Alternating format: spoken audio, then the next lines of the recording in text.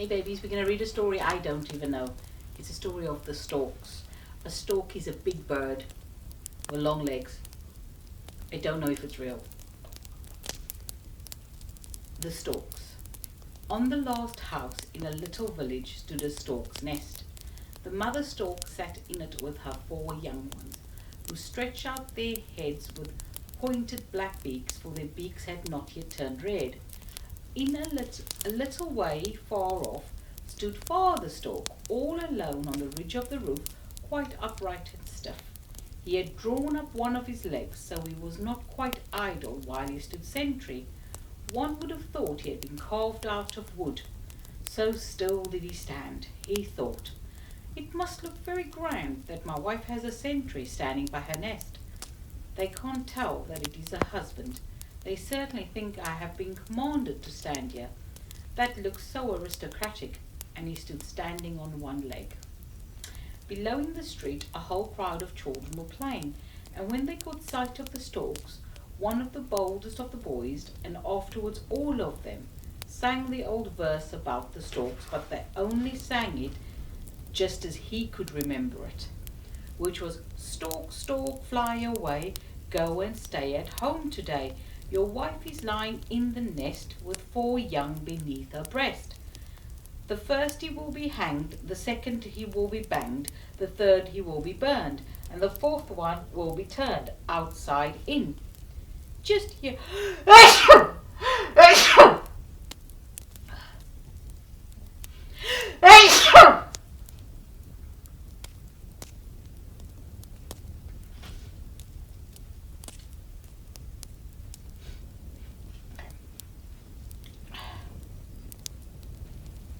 "Stork, stork, fly away, go and stay at home today. Your wife is lying in the nest with 4 young beneath her breast. The first he will be hanged, the second will be banged, the third he will be turned, and the 4th one will be burned, outside in." "Just hear what those boys are singing," said the little stork children. "They say we will be hanged and burned." "You're not to care for that," said Mother Stork. "Don't listen to it, then it won't matter." But the boys went on singing and pointed at the storks mockingly with their fingers. Only one boy, whose name was Peter, declared that it was a sin to make fun of animals, and he would not join in at all. The mother stork comforted her children. "Don't you mind it at all. See how quiet your father stands, though it's only on one leg." "We are very much afraid," said the young storks, and they drew their heads far back into their nest. Now, today, when the children came out to play again, they sang their song. "The first he will be hanged, the second will be banged." "Shall we be hanged and burned?" said the young storks. "No, certainly not," replied Mother. "You shall learn to fly. I'll exercise you. Then we shall fly into the meadows and pay a visit to the frogs. They will bow before us in the water and sing rats, rats, and then we shall eat them up. That will be a real pleasure." "And what then?" said the young storks.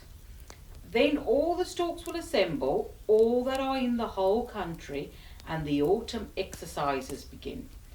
Then one must fly well, for that is highly important, for whoever cannot fly properly will be thrust dead by the general's beak.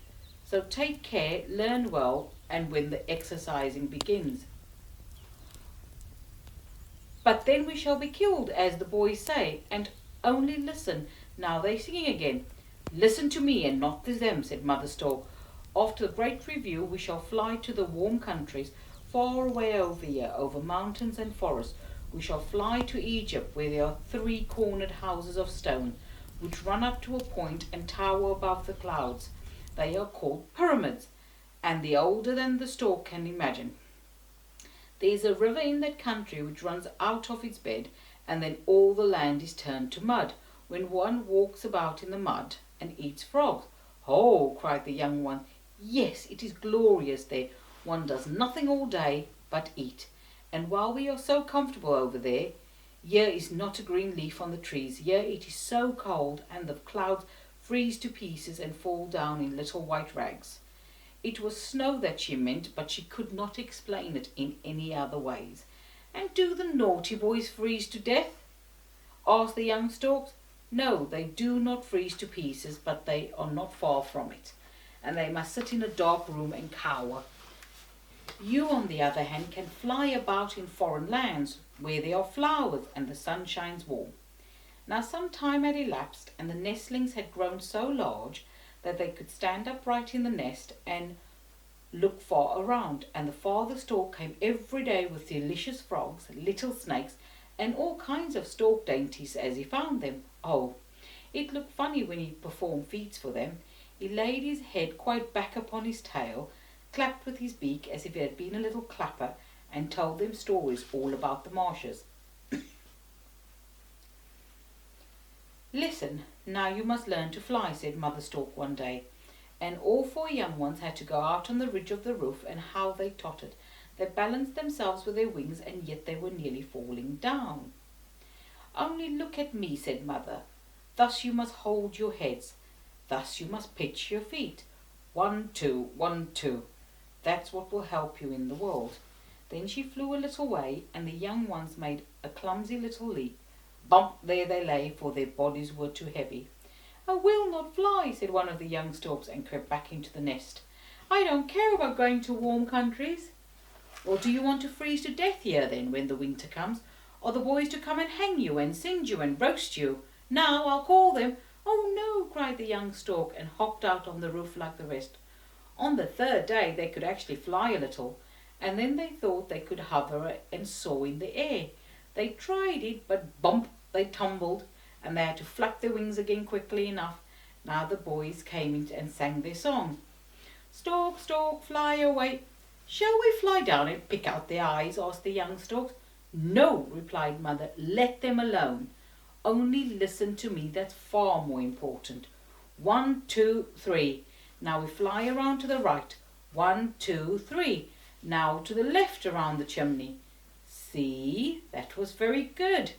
The last flap of the wings was so neat and correct that you shall have permission tomorrow to fly with me to the marsh. Several nice stork families go there with their young. Show them that mine are the nicest and that you can stalk proudly. That looks well and will get you consideration." "But are we not to take revenge on the rude boys?" asked the young storks. "Let them scream as much as they like. You will fly above the clouds and get to the lands of the pyramids, when they will have to shiver and not have a green leaf or sweet apple." "Yes, we will revenge ourselves," they whispered to one another, and then the exercising went on. Among all the boys down in the street, the one most bent upon singing the teasing song was he who had begun it, and he was quite a little boy. He could hardly be more than 6 years old. The young storks certainly thought he was 100, for he was much bigger than their mother and father, and how should they know what age children and grown-up people may be? Their revenge was to come upon this boy, for it was he who had begun, and always kept on. The young storks were very angry, and as they grew bigger, they were less inclined to bear it. At last their mother had to promise them that they should be revenged, but not till the last day of their stay.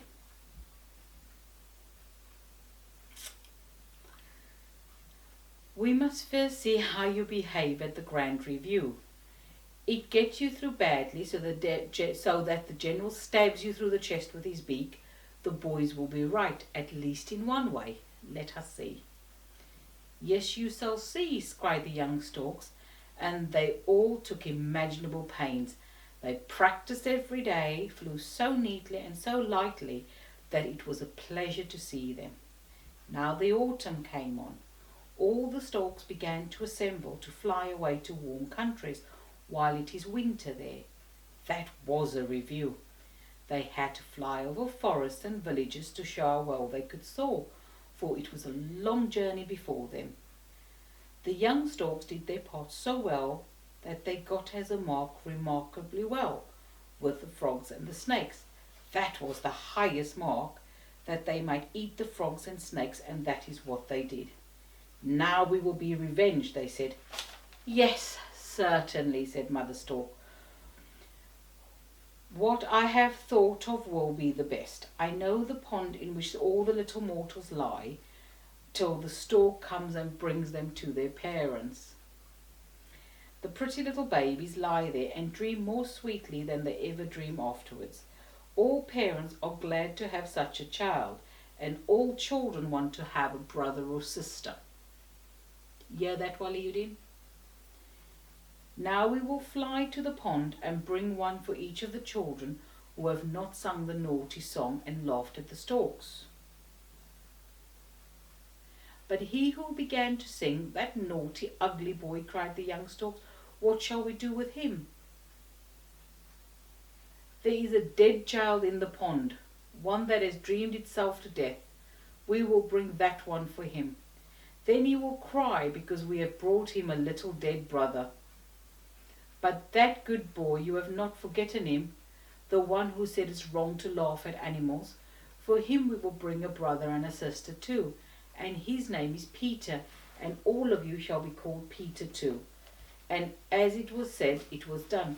All the storks were named Peter, and so they are called even now.